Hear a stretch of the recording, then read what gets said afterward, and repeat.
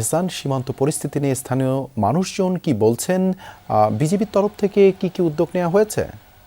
দেবাশিস, আপনি জানেন যে যখন একটি দেশে সংঘাত হয়, যুদ্ধ লাগে, তখন স্বাভাবিকভাবেই পার্শ্ববর্তী রাষ্ট্রে এর একটা প্রভাব পড়ে। সেই হিসেবে মিয়ানমারের যে নতুন করে সংঘাত শুরু হয়েছে, সেই সংঘাতের কারণে এখানকার যে যারা বাসিন্দা আছে কক্সবাজারের সীমান্তবর্তী, মিয়ানমার সীমান্তবর্তী আমাদের এই টেকনাফ এবং নাইক্ষ্যংছড়ি সহ এখানকার যারা বাসিন্দা আছেন, তাদের মাঝে একটা আতঙ্ক যেমন কাজ করে, আবার তাদের মাঝে ভয়ও কাজ করে।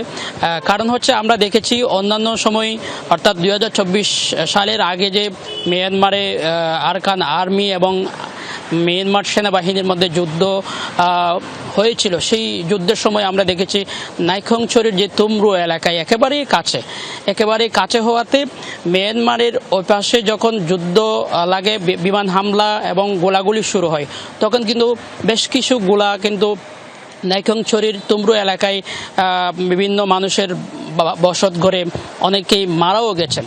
তো এইটি একটা বড় ধরনের ভয়, এই আতঙ্কটা কিন্তু এখনো কেটে যায়নি। আবার নতুন করে যখন যুদ্ধ শুরু হয়েছে, সেই আতঙ্কটা আবারও শুরু হয়েছে। আবার এর পাশাপাশি রহমতের বিল, উখিয়ার পালংখালী, তারপর নীলা, তারপরে টেকনাফের নীলা এবং এরপরে টেকনাফ সদর সহ এই সীমান্তবর্তী যেই এলাকাগুলো রয়েছে, সেই এলাকাগুলোর মানুষের মাঝে যে আতঙ্ক আমরা দেখেছি।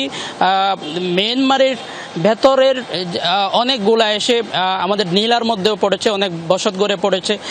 আপনি জানেন যে হুজাইফা নামে একজনের মৃত্যুও হয়েছে আরকান আর্মির গুলিতে। এবং এই আরকান আর্মি যখন থেকেই আরকানকে দখল করে রেখেছে, তখন থেকেই কিন্তু এই সীমান্তবর্তী এলাকার মানুষগুলো সবচেয়ে বেশি কষ্টের মধ্যে আছে এবং নাফ নদী থেকে আমাদের অনেক জেলেকে ধরে নিয়ে গেছে।